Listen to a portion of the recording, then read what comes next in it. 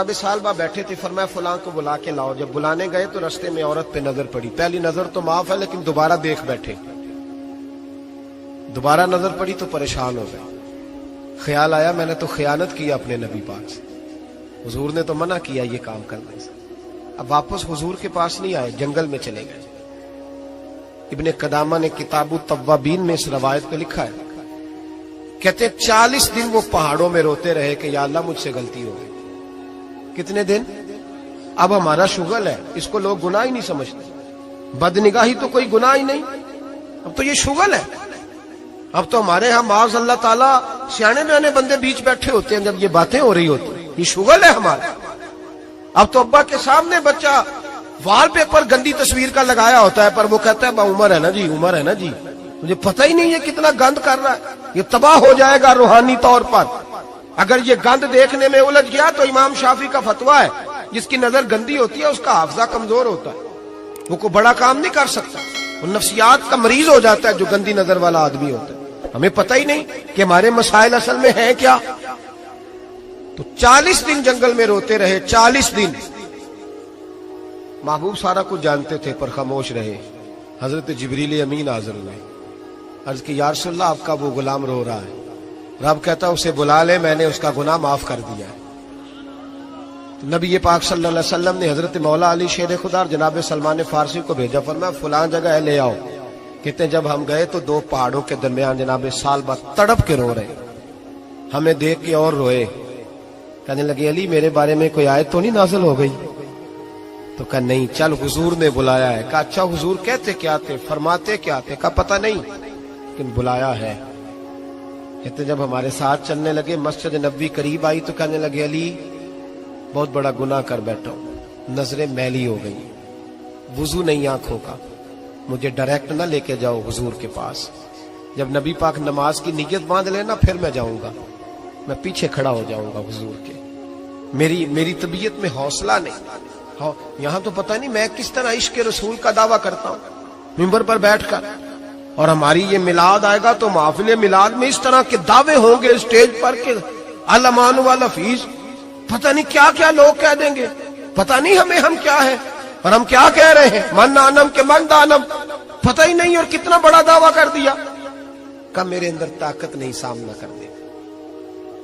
مولا علی فرماتے ہیں جب حضور نے مغرب کی نماز کی نیت باندھی تو انہوں نے بھی پیچھے نیت باندھ لی۔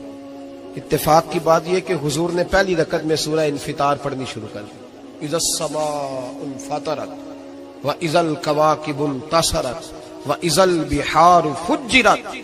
کہتے ہیں جب محبوب اس آیت پہ پہنچے نا کہ یا ایھا الانسان ما غرک بربک الکریم، اے انسان تجھے کس چیز نے دھوکے میں ڈال دیا، حالانکہ تیرا رب تو بڑا ہی کرم کرنے والا ہے، تو کس طرح کسی اور کے دھوکے میں، بربک الکریم، اور ضمیر واحد ہے، میں تفسیر پہ نہیں جاتا، کہا تیرا اپنا رب، بربک تیرا اپنا رب، تیرا رب تو بڑا کریم ہے، تو پھر بھی کہیں اور چلا گیا۔ جب یہ آیت سنی تو پیچھے چیخ ماری، بے ہوش ہو کے گر گئے، گھر والے گھر لے گئے، نماز مکمل ہوئی تو حضور نے فرمایا کیا ہوا؟ عرض کی حضور وہ تو رو پڑے تھے، گھر لے گئے۔ محبوب پیچھے گئے تو بے سدھ پڑے، تیز بخار ہو گیا۔ نبی کریم سرہانے بیٹھے اور ان کی گردن کو اٹھا کر سر کو گود میں رکھا، اور جب بالوں میں دستے مبارک پھیرا تو آنکھیں کھول دی، اور جھٹ سے اپنا سر زمین پہ رکھ کے کہنے لگے حضور میں اس قابل نہیں کہ آپ کی گود میں میرا سارا ہے، اس قابل نہیں، بڑا مجرم ہوں۔ تو محبوب نے فرمایا تجھے مبارک ہو، رب نے تجھے معاف کر دیا ہے، اللہ بھی راضی ہے، میں بھی راضی ہوں۔ اب حضور کے قدموں کے قریب آئے تو کہنے لگے حضور آپ راضی ہیں؟ کہا راضی ہوں۔ فرمایا پھر میرے لیے دعا کریں، اللہ اسی رضا میں مجھے قبول کر لے۔ بس یہ بات ہوئی تھی، انہوں نے کلمہ پڑھا تو روح پرواز کر گئی۔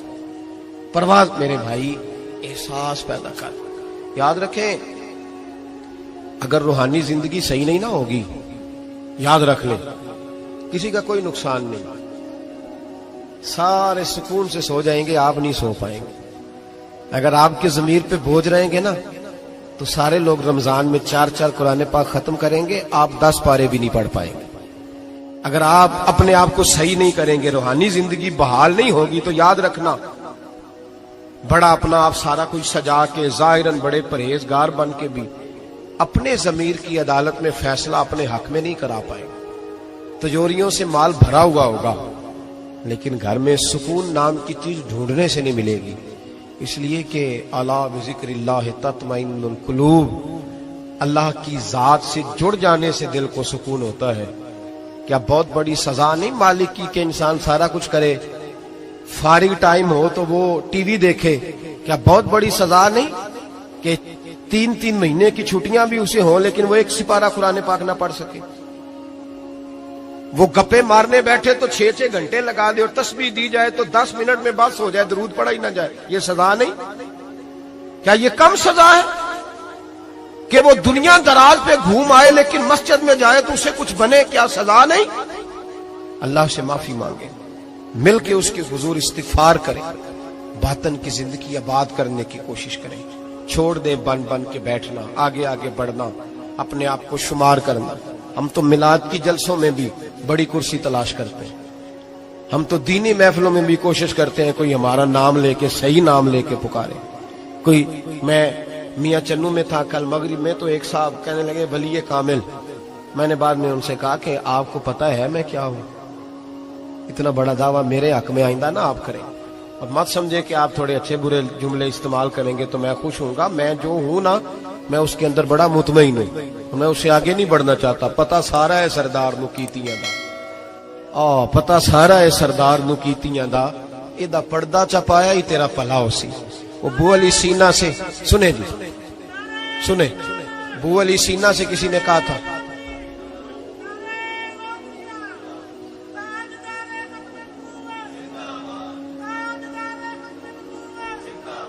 اب ان کی اس بات پر اور اس عمل پر ایک شعر سن لیں میاں محمد بخش صاحب کا. میاں صاحب کہا کرتے تھے جتن جتن ہر کوئی کھیڑے تو ہارن کھیڑ فقیرہ. جتن جتن، یہ تو ساری دنیا کرتی ہے نا کہ میں جیتنے جا رہا ہوں. کہتے ہیں جتن جتن ہر کوئی کھیڑے، جتن جتن ہر کوئی کھیڑے تو ہارن کھیڑ فقیرہ. جتن دا مل کوڈی پیندا ہی ہارن دا مل ہیرا. جتن دا مل کوڈی. بو علی سینہ سے کسی نے کہا کہ کیا محسوس کرتے ہو آج کل کچھ حالات بہتر ہے؟ تو بو علی سینہ چونکہ حضرت ابو الحسن خرقانی کے مرید تھے، ہاں سائنسدان ہونے کے ساتھ ساتھ صوفی تھے، درویش تھے. تو بو علی سینہ کہنے لگے کیا کہتے ہو، حالات کس طرح کے؟ کہنے لگے مجھے اپنے گناہوں کا پتہ ہے، اتنے بڑے گناہوں کے باوجود میری پردہ دھری نہیں ہو رہی. یہ تھوڑا انعام ہے اللہ تعالیٰ کا، اور اسی زمین پر اس کی نافرمانی کرتا ہوں، اس نے رہنے کے لیے جگہ دی ہوئی ہے، تھوڑا احسان ہے اس کا. میں صبح سے شام تک کتنی نافرمانیاں کرتا ہوں پھر بھی پیٹ بھر کے روٹی دیتا ہے، یہ تھوڑا احسان ہے. تو کہہ رہے آگے بڑھا ہے کہ نہیں؟ یہ بڑی بات ہے کہ اس نے زمین پہ رکھا. اعلیٰ حضرت فاضل بریلوی کے والد مولانا نقی علی خان صاحب رحمت اللہ تعالی علیہ، امام المتکلمین، ان کے حالات میں لکھا ہے ایک آدمی کو آپ نے نا جگہ دی، کو 10 مرلے آپ کا پلاٹ تھا یا 5 مرلے کا. اس نے کہا حضور کچھ دنوں کے لیے چاہیے، تو آپ نے وہ جگہ ان کو دے دی. جیسے محلے دار دوست کو شادی بھی ہے تو 10-15 دن کے بعد چابی مانگی، انہوں نے دے دی. تو کچھ درخت انہوں نے کاٹ لیے، کچھ اپنی مرضی کی ترمیم کر لی. تو مولانا نقی علی خان صاحب رحمت اللہ علیہ ناراض ہو گئے، فرمانے لگے میری زمین تھی، مجھ سے پوچھ تو لیتے، کوئی تبدیلی کرنی تم پتہ نہیں؟ میری مرضی کے خلاف تم نے میرے پلاٹ پر یہ کیوں تبدیلی کی؟ یہ اس آدمی کو کہہ کے نا تو 2 منٹ گزرے تو چیخ مار کے رو پڑے. کہنے لگا حضور کیا ہوا؟ فرمانے لگے سوچتا ہوں میری 10 مرلے کی زمین پر میں نے تمہیں اپنی مرضی نہیں کرنے دی، اور میں روز اللہ کی زمین پر اپنی مرضی کرتا ہوں. روز رب کی یہ خیال آ گیا. فرمانے لگے جاؤ بھائی جاؤ، مجھ سے غلطی ہو گئی، جاؤ. یہ سوچ جب پیدا ہوتی ہے پھر بندہ روز نکھرتا ہے، پھر روز وہ غسل کرتا ہے باطن کا، پھر روز ہر جگہ سے اسے نیا سے نیا سبق ملتا ہے. بڑا بندہ وہ نہیں ہوتا جو 20-30 کاریں لے کے چلتا ہے، بڑا وہ ہوتا ہے جو کسی اور کو بڑا سمجھتا ہے. جو اپنے آپ کو چھوٹا سمجھتا ہے، میرے نبی پاک فرماتے ہیں اللہ اسے بڑائیاں عطا فرما دے. ترمذی میں حدیث ہے. آج کا سبق، آج کا پیغام یہ ہے کہ تزکیے کی کوشش کریں. وَإِنَّكَ لَعَلَىٰ خُلُقٍ عَظِيمٍ. خلق عظیم جو اللہ نے ہمارے نبی کو دیے اور حضور نے ہمیں عطا فرمائے، محبوب کے صدقے اس طرف جائیں. کردار میں اعلیٰ پن پیدا کر. الذی خلق الموت والحیات لیبلوکم ایکم احسن عملا. اللہ فرماتے ہیں کہ میں نے موت اور حیات اس لیے پیدا کی ہے کہ تمہارے عمل کی کوالٹی چیک کی جائے. इंडस्ट्री में जब माल बनता है ना तो उसकी क्वालिटी चेक की जाती है, ये आम है, ये खाम है, ये वीआईपी है, ये वीवीआईपी है। फरमाया अल्लज़ी खलक़ल मौत वल हयात लियब्लुवकुम अय्युकुम अहसनु अमला, मौत और हयात क्वालिटी देखने के लिए पैदा की है कि तुम में अहसन अमल कौन करता है, अच्छा अमल देखें किसका है। बाकी अपने आप को बनाने संवारने से थोड़ा थोड़ा बचें, एक कदम थोड़ा पीछे हटें अपनी जात के लिए, तो इंशाअल्लाह रूहानियत के लिए 11 कदम आपके आगे जाएंगे। दुआ करता हूं जो कुछ मैंने कहा अल्लाह उसे कबूल फरमाए, और जहां हम भूल गए मालिक हमसे दरगुजर फरमाए। आमीन। हमेशा मिदहत खैरुल अनाम में गुजरे, दुआ है ये उम्र दरूद व सलाम में गुजरे। पहचानने में होता है कि मुझसे कहाँ गलती हो गई, किस जगह जाके कमजोरी मैंने दिखाई। हर इंसान अच्छी, ठंडी, खूबसूरत, सुख वाली जिंदगी चाहता है। अल्लाह करीम ने सूरह नहल के अंदर इरशाद फरमाया, मन आमिला सालिहम मिन ज़करिन औ उनसा, फरमाया जो भी अच्छे अमल करे, चाहे मर्द हो चाहे औरत हो, वहुवा मुमिन, शर्त यह है कि मोमिन हो। फलनुहयियन्नहु हयातन तय्यबा, फरमाया हम उसे पाकीज़ा जिंदगी अता फरमा देंगे, हयाते तय्यबा दे देंगे उसे, पाकीज़ा जिंदगी। शर्त क्या है? मन आमिला सालिहा, नेक अमल करे। कौन से अमल करे?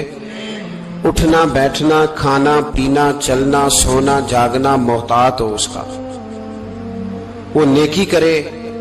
कुरान पाक के लफ्जों के हुस्न पर गौर फरमाइएगा। फरमाया फलनुहयियन्नहु हयातन तय्यबा, हम जरूर उसे पाकीज़ा जिंदगी अता फरमा देंगे, साफ सुथरी जिंदगी, मियारी जिंदगी, खूबसूरत शब रोज, आइडियल जिंदगी जिसको लोग कहेंगे, वो वाली जिंदगी उसे देंगे।